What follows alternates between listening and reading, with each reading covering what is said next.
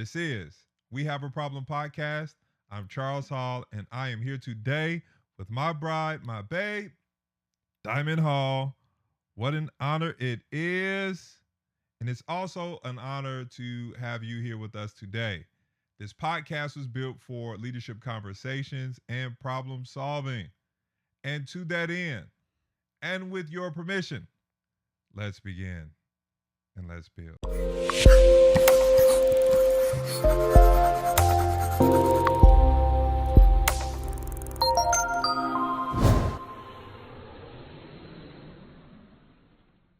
Babe, I was having a conversation with someone and they currently stepped into a new season of their life and they were facing many challenges. So they began to ask me questions about how to function and operate in this space that they were in.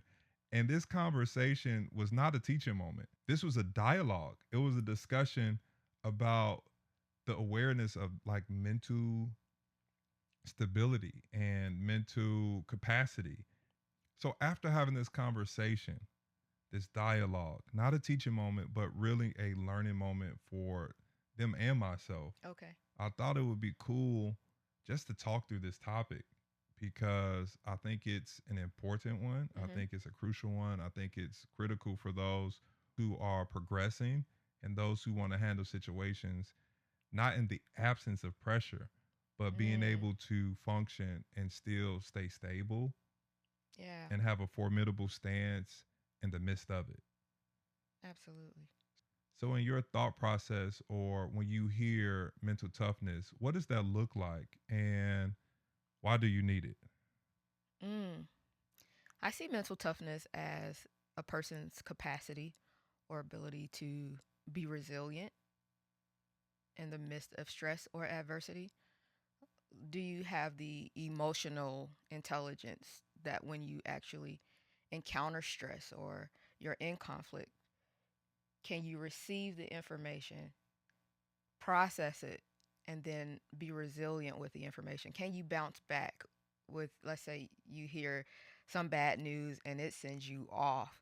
Do you have the ability to bounce back within a minute, 5 minutes, depending on how severe the information is? A lot of times it takes us a long time, a day, 5 days, um, 6 months, depending on what the information is, before we're able to resume without the emotional baggage. Are you able to focus when you have all these distractions around you? Can you still be disciplined when you don't see results? Wow. It's it's all those things put together that have been shaped through experiences. Sometimes it's genetics, and all those things play a part on a person's ability to get through um, hardship. I think for anyone, the goal would be growth. I really You like want to it. grow, especially if you're in leadership. You have to grow in your confidence. You have to grow in your ability to lead your team. And in order to do that, you have to be able to lean into doing the hard things, having those hard conversations. Um, and it takes discipline in order to do that. So, it's not the absence of pressure, it's actually producing when pressure is present. Absolutely. Yes. I love how you worded that. So, if it's presence, that means it's availability. I show up, I'm here.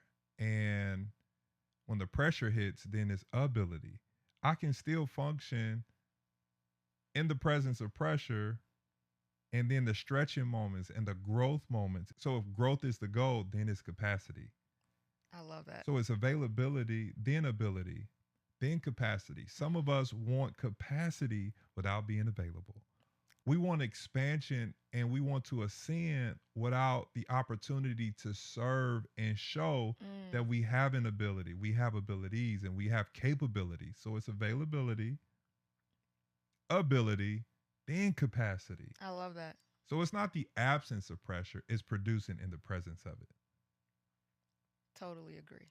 So, in the presence of pressure, if you actually have something to offer to create some levity Mm-hmm. or some solace or Mm-hmm. tranquility or solutions, is it more dangerous to lose your people, the mission, or your mind? Ooh. It's definitely dangerous if you lose your mind. Okay. Because if you lose your mind, then now it can be sensed by your team, and then they begin to feel unsafe. And if they don't feel unsafe and there's no clarity on mission anymore because it's all chaos, then now the mission is at risk. And so it's the leader's job to kind of keep their emotions in check. It's not the absence of emotion, like you said, it's your ability to tame them, possibly make them wait so that you can make your decisions clearly. There's definitely a nuance to keeping your mind intact first. I think the best way to do that is to take a moment and pause and acknowledge how you feel. And then you want to identify whatever that emotion is. Like, let's be honest, I'm very angry right now. And usually when someone's angry, it's because you don't feel valued about something. Okay.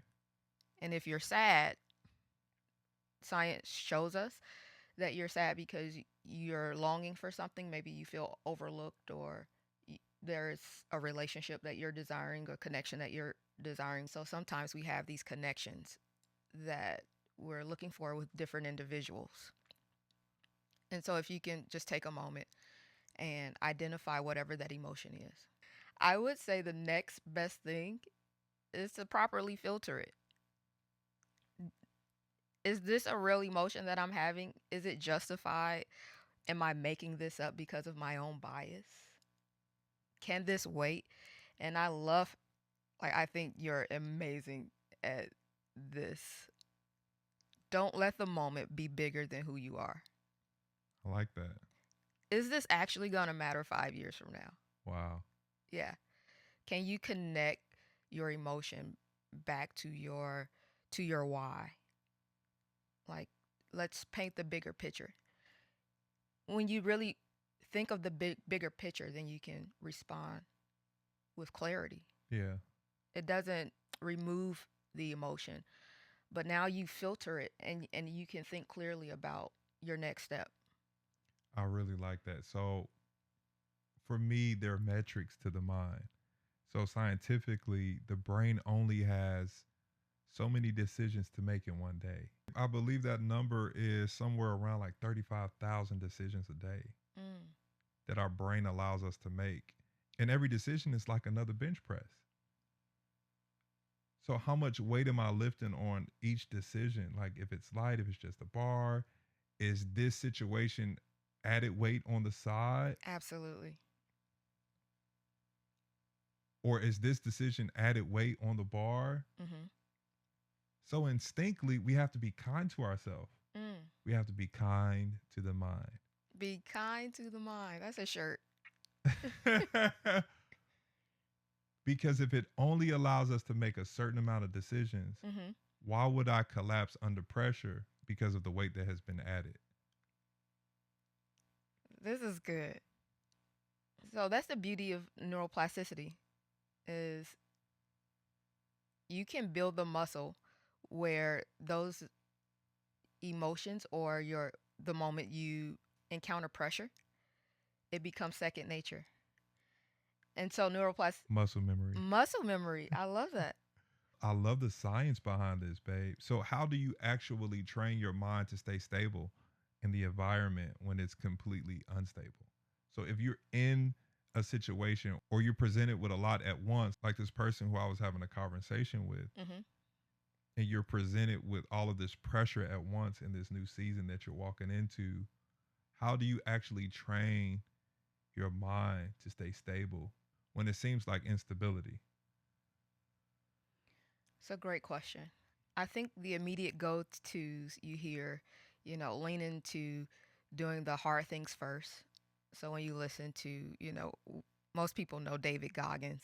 He's the mental toughness guru, and he tells you to do the hard thing first thing in the morning. Let's get up and work out, do your 5K run, take a cold shower. Those things are intentional because it trains your brain to function under pressure. So that's why they tell you to do the extra rep. But there are a few things that I've had to learn within the last couple of years that I think have been extremely helpful. And I think the best one that has helped me is actually imagining yourself It's mentally rehearsing being in an uncomfortable position. That way, your brain can still have the ability to have contingencies. Well, you Whoa. remember we talked about being in a predictable environment. I love this. Are you saying that these are daily habits that you can create? Yes. Okay. Yes. I'm listening. Because nothing is ever going to stay the same. Talk to us. Change is inevitable. And when your team is thrown off, you as the leader can stay calm under pressure because you've anticipated things going wrong and you have contingencies already in your back pocket. This is good. I think the second thing that would be helpful is self-talk. You actually have to practice talking well to yourself and asking yourself. It's not necessarily positive talk and negative talk. It's really, am what I'm telling myself healthy right now? Is it helping me? Is it going to help me get through whatever the confrontation is? And if you can reframe whatever the anger or the frustration is, can you reframe it? Think about it for a second and then bounce back. Practice bouncing back faster.